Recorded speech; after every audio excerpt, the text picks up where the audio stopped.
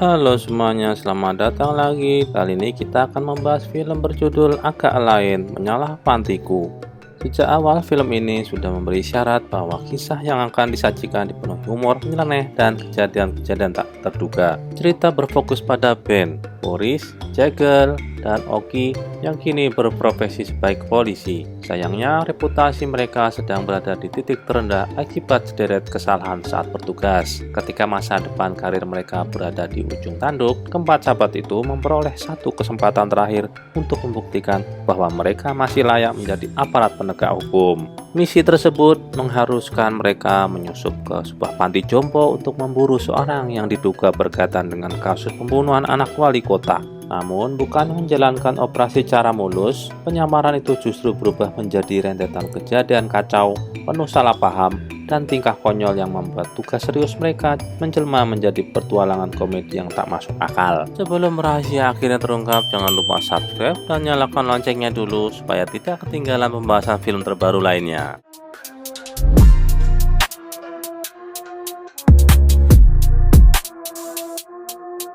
Cerita lalu kembali ke para tokoh utama yang sedang menjalankan operasi rahasia di sebuah gudang. Mereka mengintai seorang pria yang diyakini sebagai pembunuh yang selama ini diburu.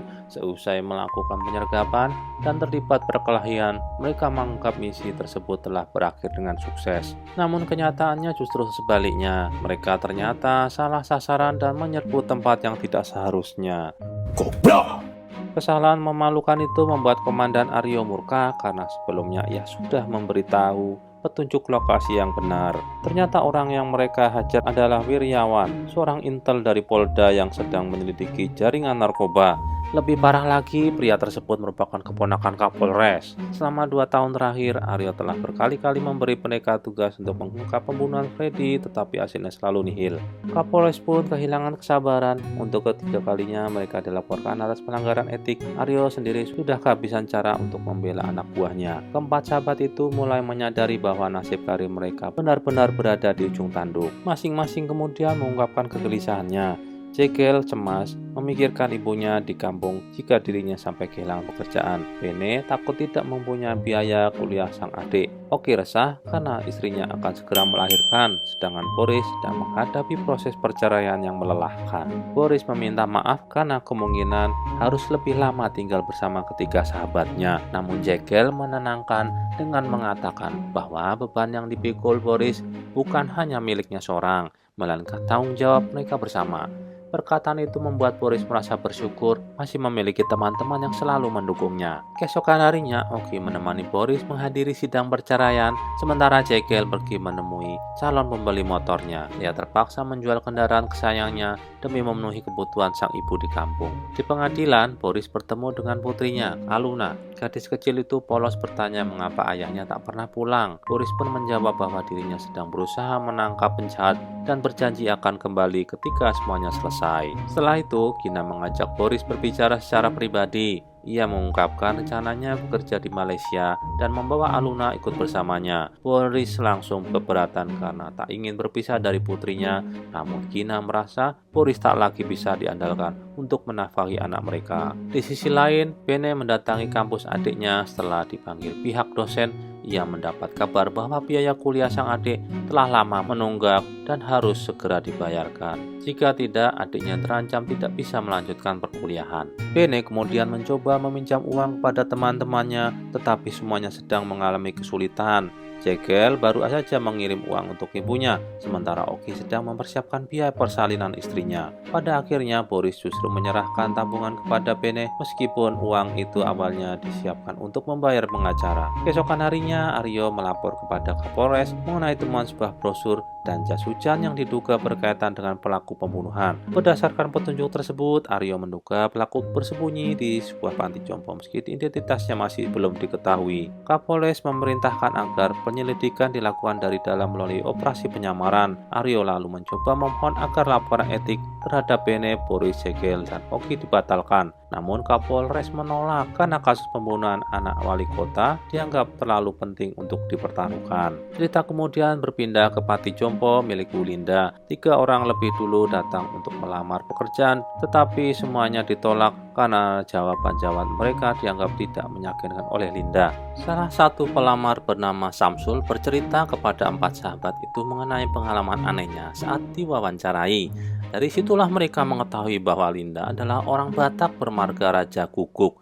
Informasi itu membuat Bene percaya diri karena ia memiliki marga yang sama dan yakin kesempatan mereka diterima jauh lebih besar. Mereka lalu menemui Aryo dan memohon agar diberi kesempatan menjalankan misi tersebut. Meskipun sempat ditolak, Aryo akhirnya berhasil membujuk Kapolres. Namun kali ini ada syarat yang sangat berat. Jika mereka kembali gagal, bukan hanya karir mereka yang tamat, tetapi Aryo juga akan dimutasi. Aryo kemudian menjelaskan latar belakang Panti Jompo tersebut.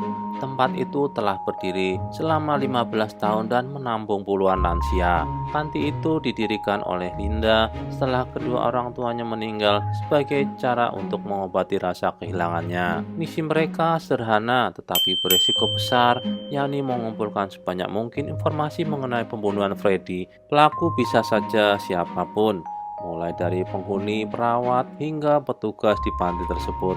Keesokan paginya hanya Jekyll dan Bene yang datang ke panti karena Boris dan Oki harus menghadiri sidang. Setibanya di sana, seorang penghuni bernama Bu Ida mengira Bene adalah anaknya yang sudah lama tidak pernah datang menjenguk. Meski bukan orang yang dimaksud, Bene menerima telur rebus yang diberikan Bu Ida agar wanita tua itu tidak semakin sedih. Tidak lama kemudian, Linda datang menanyakan maksud kedatangan mereka. Ketika mendengar logat Batak Bene, ia tampak lebih ramah. Linda menceritakan bahwa Bu Ida sudah 2 tahun tinggal di panti dan setiap pagi selalu menunggu putranya, Fajar, sambil membawa telur rebus kesukaan anaknya itu. Kisah tersebut membuat suasana menjadi sedikit mengharukan. Saat mengetahui gaji di panti tidak besar, Jekyll dan Bene justru mengaku tidak mempermasalahkannya. Mereka bahkan berbicara seolah-olah tidak mengejar harta dunia. Sikap itu membuat Linda tersentuh dan menilai keduanya memiliki niat tulus untuk membantu para lansia. Namun masalah baru muncul ketika Linda mengaku tidak mampu menerima 4 pegawai sekaligus karena kondisi keuangan panti sedang sulit sejak banyak donatur berhenti membantu setelah pandemi. Mendengar hal itu, Jekyll mendadak mendapat ide nyeleneh. Ia mengusulkan agar Boris dan Oki masuk ke panti bukan sebagai pegawai, melainkan sebagai penghuni. Ide aneh itu langsung ditolak karena mereka tidak ingin menyamar sebagai lansia. Akan tetapi, karena tidak ada pilihan lain, Boris akhirnya menyerah dan setuju. Sementara Oki semakin kesal setelah mengetahui dirinya justru harus berdandan sebagai nenek-nenek agar penyamaran mereka terlihat meyakinkan. Di sisi lain, Jekyll dan Bene diajak berkeliling mengenal lingkungan panti. Mereka berkenalan dengan para perawat, yaitu Ayu, Marta, dan Tantri. Jekyll pun langsung terpikat oleh persona Ayu. Setelah pesta penyambutan singkat, mereka mulai menjalankan tugas sebagai perawat. Bene harus menghadapi seorang lansia yang keras kepala, sedangkan Jekyll belajar mengganti popok seorang kakek bersama Ayu dan malah asyik berbincang hingga lupa menyelesaikan pekerjaannya. Tak lama kemudian, Boris dan Oki tiba di panti dengan identitas palsu sebagai pasangan lansia yang ditelantarkan keluarga. Rio yang menyamar sebagai tetangga mereka ikut mendukung cerita tersebut. Kisah sedih itu membuat Linda terharu dan bersedia menerima mereka. Bahkan Linda terkejut karena wajah Boris dan Oki sangat mirip dengan kedua orang tuanya yang telah meninggal. Karena itulah keduanya diterima tanpa banyak pertanyaan. Begitu mendapat kesempatan, Jekyll menyusun rencana untuk mencari data para penghuni saat Linda sedang lengah. Namun rencana itu tertunda karena ia dan Bene diperintahkan memandikan salah satu penghuni bernama Karni. Karni ternyata sangat sulit diurus dan hanya mau dimandikan oleh Ayu. Saat mereka berusaha membantu berdiri, Marta yang datang tiba-tiba justru salah paham dan mengira mereka melakukan tindakan yang tidak senonoh. Kesalahpahaman itu kemudian menjadi bahan candaan para penghuni panti. Meski demikian, suasana kembali menghangat.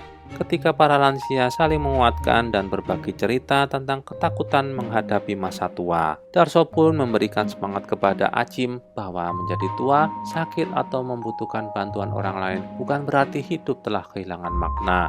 Selama masih bisa tertawa, berbicara, dan saling menemani, masa tua tetap layak dijalani dengan penuh rasa syukur. Darso terus menyemangati Acim agar tetap menjaga kesehatan, rajin bergerak, tidak mudah terbebani pikiran, dan menjalani hidup dengan bahagia. Mendengar itu, Acim tersenyum. Baginya Panti Jopo tersebut bukan sekedar tempat tinggal, melainkan rumah dan keluarga yang kini ia miliki. Ia bahkan berkata bahwa jika tubuhnya masih sekuat dulu, ia ingin kembali bekerja sebagai tukang dan memperbaiki bangunan panti itu. Usai acara selesai, Jekyll mengantar Acim kembali ke kamarnya. Perbincangan dengan pria tua itu membuat Jekyll teringat kepada mendiang ayahnya yang juga berprofesi sebagai tukang. Obrolan mereka kemudian berubah menjadi curahan hati. Acim bertanya tentang ibu dan calon istri Jekyll. Dengan santai, Jekyll mengaku belum terpikirkan untuk menikah karena masih fokus membahagiakan ibunya. Namun, Acim mengingatkan bahwa kebahagiaan orang tua memang penting, tapi kebahagiaan diri sendiri juga tidak boleh diabaikan. Keesokan harinya, Kapolres kembali menagih perkembangan penyelidikan. Sayangnya, Rio belum memperoleh informasi apapun. Ia pun diberi tenggat waktu hingga esok sore. Jika tetap gagal, Rio sudah tahu resiko yang harus ditanggung. Setelah itu, ia mencoba menghubungi keempat sahabatnya, tetapi tidak satu pun mengangkat telepon. Rio akhirnya menghubungi Cantika dan kembali datang ke panti dengan identitas samarannya. Saat sedang berdiskusi, Linda tiba-tiba muncul dan heran melihat Rio datang malam-malam,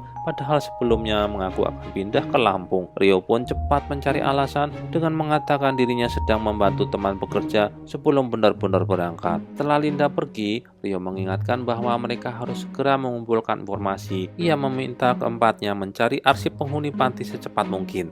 Namun mereka mengeluh karena Linda hampir tidak pernah meninggalkan ruang kerjanya. Meski begitu, Rio menegaskan bahwa mereka harus menemukan cara agar Linda keluar dari kantor. Keesokan paginya, Jekyll dan Bene berpura-pura mengepel di depan kantor Linda sambil mengawasi situasi. Di sisi lain, Boris dan Oki menyiapkan sandiwara dengan berpura-pura sebagai pasangan suami istri yang sedang bertengkar hebat. Keributan itu belum juga berhasil memancing Linda keluar. Sementara itu, Martha justru curiga melihat Jekyll dan Bene mengepel bersama. Keduanya memberikan alasan yang sangat tidak masuk akal hingga membuat Martha semakin bingung dan akhirnya menyuruh mereka mengurus Surip. Oki kemudian mengusulkan agar pertengkaran mereka dibuat lebih heboh, namun yang terjadi justru di luar dugaan. Keduanya benar-benar tersulut emosi setelah Boris tanpa sengaja menampar Oki menggunakan piring. Suara ribut itu akhirnya berhasil menarik perhatian Linda dan Martha. Ketika Linda sibuk melerai pertengkaran, Jekyll dan Bene memanfaatkan kesempatan itu masuk ke ruang kerja. Linda menegaskan bahwa dirinya tidak akan mentoleransi kekerasan di dalam panti dan mengancam melaporkan mereka jika kejadian serupa terulang. Mendengar itu, Boris dan Oki langsung ketakutan dan buru-buru berdamai. Di dalam kantor, Bene berhasil menemukan arsip biodata para penghuni. Sayangnya, sebelum sempat memeriksa lebih jauh, Linda kembali masuk sehingga mereka terpaksa bersembunyi di balik lemari. Pada saat bersamaan, terdengar teriakan dari luar. Ternyata Surip yang dijemur terlalu lama, kepanasan hingga kulitnya memerah. Linda pun bergegas keluar dan momen itu dimanfaatkan oleh Jekyll dan Bene untuk menyelinap pergi. Meski berhasil lolos, keduanya tetap mendapat teguran keras dari Linda. Dengan wajah polos, mereka beralasan bahwa tadi mereka pergi bersama karena sama-sama sakit perut. Alasan itu membuat pramurukti yang lain keheranan. Untungnya Linda masih bersedia memaafkan mereka. Malam harinya, mereka mempelajari data penghuni. Para perawat Linda tidak mencurigakan karena sudah lama bekerja di sana. Namun ada 5 penghuni yang masuk ke panti pada periode yang berdekatan dengan hilangnya pembunuh Freddy, yakni Acim, Jian, Ida, Karni, dan Darso. Dari nama-nama itu, mereka mulai memusatkan kecurigaan kepada beberapa orang. Keesokan paginya, para lansia mengikuti senam di halaman. Sementara itu, Jekyll dan Bene diam-diam memeriksa kamar penghuni untuk mencari petunjuk. Di ruang lain, Darso dan Karni sempat berbicara kasus pembunuhan anak wali kota. Mereka bahkan mengungkapkan ketidaksukaan terhadap dunia politik dan menganggap sang wali kota memiliki banyak musuh. Saat memeriksa kamar Ida, Jekyll kesulitan membuka lemari miliknya. Tiba-tiba Ida muncul dan hampir membuatnya ketahuan.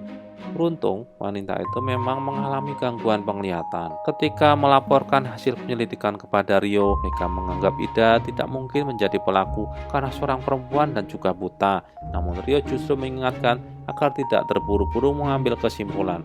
Ia meminta mereka memastikan sendiri apakah Ida benar-benar tidak bisa melihat. Malam harinya, Jekyll dan Benny berdandan menyeramkan untuk menguji reaksi Ida. Saat mereka tiba-tiba muncul di hadapannya, wanita itu sama sekali tidak terkejut. Hal itu menjadi bukti bahwa Ida memang benar-benar buta.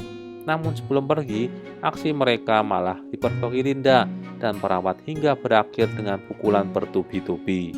Keesokan harinya, Linda meminta Ayu memanggil Jekyll dan Benny karena ingin membahas persiapan perayaan kemerdekaan. Selain itu, keduanya juga diminta mencuci mobil miliknya. Sementara itu, Boris dan Oki melihat Jian bertemu dengan seorang pria berambut gondrong dan membawa koper pada malam hari. Karena curiga, mereka mengajak teman-temannya membuntuti wanita tua itu menggunakan mobil panti. Perjalanan membawa mereka hingga ke area pemakaman umum, namun secara misterius, Jian tiba-tiba menghilang dari pandangan. Suasana semakin mencekam ketika pria gondrong itu mendadak muncul dan membuat mereka panik. Di saat yang sama, Linda melaporkan ke polisi karena mobilnya hilang. Namun keempat sahabat itu buru-buru kembali membawa kendaraan tersebut. Dengan cepat mereka mengarang cerita bahwa malam itu adalah peringatan hari jadi pernikahan mereka sehingga ingin mengunjungi tempat yang penuh kenangan. Tak disangka alasan itu justru menyentuh hati Linda. Ia mengenang kedua orang tuanya yang selalu merayakan hari jadi pernikahan dengan cara serupa. Kemudian Linda meminta sebuah permintaan aneh yang membuat mereka terdiam. Ia meminta Boris dan Oki berciuman mesra di teras seperti yang dulu dilakukan kedua orang tuanya. Adegan kocak dan canggung itu pun menjadi salah satu momen paling menggelitik dalam film ini. Keesokan harinya, Rio menjelaskan bahwa Jian ternyata pergi ke makam untuk merayakan ulang tahun anaknya yang telah meninggal, sedangkan pria gondrong itu adalah menantunya. Mereka kembali kebingungan karena petunjuk yang ada belum mengarah kepada siapapun. Boris kemudian memperhatikan rekaman CCTV dan mendapatkan ide baru. Karena pelaku dalam video terlihat kidal, mereka memutuskan mengadakan kegiatan yang bisa memperlihatkan tangan dominan para penghuni. Hasil pengamatan membuat perhatian mereka tertuju pada Acim, yang sedari tadi Acim tidak datang mengisi kuesioner di ruang makan, dan mereka pun akhirnya memilih mendatangi ke kamar Acim untuk memberikan bantuan mengisi kuesioner. Ia menulis menggunakan tangan kiri dan terlihat bisa mendengar meski alat bantu dengarnya ternyata tidak aktif. Mereka akhirnya mendatangi Acim dan langsung menuduhnya sebagai pelaku. Semua petunjuk yang ada dianggap mengarah kepadanya, namun Acim tampak bingung karena sama sekali tidak memahami tuduhan tersebut. Pada saat bersamaan, Boris menerima kabar dari Gina yang akan segera berangkat ke Malaysia bersama Luna. Emosinya pun semakin tidak terkendali dan ia mendesak Acim agar mengaku. Tekanan itu membuat Acim terkena serangan jantung. Linda yang melihat kejadian itu langsung marah besar. Ia tidak menyangka para penghuni yang selama ini ia percaya justru memperlakukan seorang lansia dengan kasar. Kejadian tersebut viral dan membuat mereka menjadi sasaran hujatan banyak orang. Pertengkaran pun pecah di antara mereka. Jekyll menyalahkan Boris karena terlalu memaksakan keadaan hingga nyawa Acim terancam. Boris membela diri dengan alasan ingin menyelamatkan pekerjaan mereka, namun ucapan itu justru membuat suasana semakin panas. Tak lama kemudian, keempatnya resmi diberhentikan secara tidak hormat dari kepolisian. Mereka diliputi rasa cemas karena masing-masing masih memiliki beban keluarga yang harus dipikirkan. Meski sedih, orang-orang terdekat mereka tetap memberikan kerukungan. Ibu Jekyll meyakinkan bahwa anaknya pasti bisa melewati masa sulit ini. Benny juga menenangkan adiknya dan menjaganya tetap percaya bahwa akan ada jalan keluar. Begitu juga dengan Oki, meskipun kondisinya sedang memprihatinkan, ia tetap mensupport istrinya untuk tetap bertahan. Di sisi lain, Boris akhirnya resmi bercerai. Sebelum Aluna berangkat ke Malaysia, ia mengajak putrinya bermain di taman dan menjelaskan bahwa meskipun dirinya dan Gina tidak lagi bersama, kasih sayang mereka kepada Aluna tidak akan pernah berubah. Sementara itu, Jekyll merasa terus memikirkan Acim dan memutuskan menjenguknya di rumah sakit. Ternyata kondisi pria tua itu cukup memprihatinkan karena BPJS miliknya bermasalah sehingga biaya operasi belum dapat ditanggung. Jekyll meminta maaf atas kejadian sebelumnya. Tak disangka Acim justru menangis dan mengaku bahwa dirinya memang yang membunuh Freddy. 2 tahun sebelumnya, putri Acim bernama Siska bekerja di sebuah bar milik Freddy. Suatu malam, Freddy mencoba menggoda Siska. Gadis itu sempat meminta dijemput oleh ayahnya, tetapi Freddy terus mengejarnya hingga mendorongnya jatuh dari tangga dan meninggal dunia. Acim kemudian mendatangi Freddy untuk meminta penjelasan, namun Freddy berdalih bahwa kematian Siska hanyalah kecelakaan kerja. Ia juga menolak menunjukkan bukti yang bisa memperjelas kejadian tersebut. Pada malam berikutnya, Freddy mencoba menyuap Acim dengan koper berisi uang agar kasus itu tidak dilaporkan ke polisi. Acim menolak. Pertengkaran pun terjadi hingga Freddy berniat menghabisinya. Dalam keadaan terdesak, Acim membela diri dan tanpa sengaja membunuh Freddy. Sebelum mengakhiri pengakuannya, Acim menyerahkan sebuah denah kecil yang menunjukkan lokasi koper berisi uang itu dikubur. Ia meminta Jegel dan teman-temannya menggunakan uang tersebut untuk memulai hidup baru dan memohon agar dirinya tidak diserahkan kepada polisi. Sepulang dari rumah sakit, Jegel menceritakan semuanya kepada Boris. Setelah berbicara panjang lebar, mereka sepakat menggunakan uang itu untuk membiayai operasi Acim dan membagi sisanya demi memperbaiki kehidupan masing-masing. Mereka kemudian menuju lokasi yang ditunjukkan pada denah, namun ternyata koper tersebut dikubur di dekat sebuah musola. Karena saat itu banyak warga sedang melaksanakan sholat Isya, mereka memutuskan kembali esok hari. Agar tidak menimbulkan kecurigaan, mereka berencana datang dengan pakaian yang sopan dan membaur bersama warga. Rencana sederhana itu justru melahirkan momen komedi baru. Boris dan Bene yang tidak terlalu memahami suasana pengajian malah berdandan berlebihan seperti tokoh agama terkenal. Penampilan mereka membuat para jamaah mengira keduanya adalah seorang habib dan seorang gus yang datang untuk memberikan ceramah.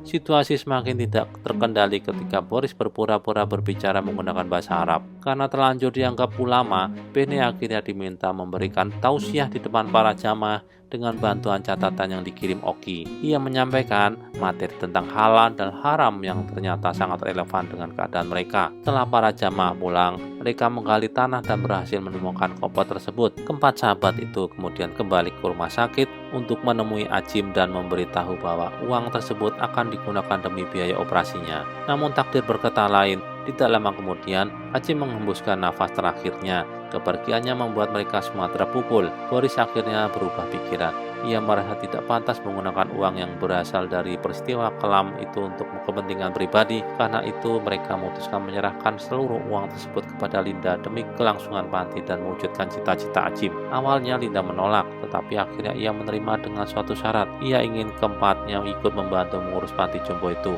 Mereka pun menyetujui permintaan tersebut. Pada perayaan Hari Kemerdekaan, Rio datang berpamitan karena akan dipindahkan ke daerah lain. Ia bangga karena meski tak lagi menjadi polisi, mereka tetap memilih mengabdi dan membantu sesama di panti. Film ditutup dengan berbagai akhir bahagia. Adik Bene berhasil menyelesaikan kuliahnya, istri Oki melahirkan bayi yang sehat, Jegel mulai mendekatkan Ayu dengan ibunya di kampung, dan Ibu Ida akhirnya dijenguk oleh putranya yang selama ini dirindukan. Kisah pun berakhir dengan penuh kehangatan dan makna tentang keluarga, persahabatan, serta kesempatan untuk memulai hidup yang baru. Dukung channel ini agar dapat tetap menayangkan Squid Movie berikutnya dengan mengklik tombol like dan subscribe. Terima kasih.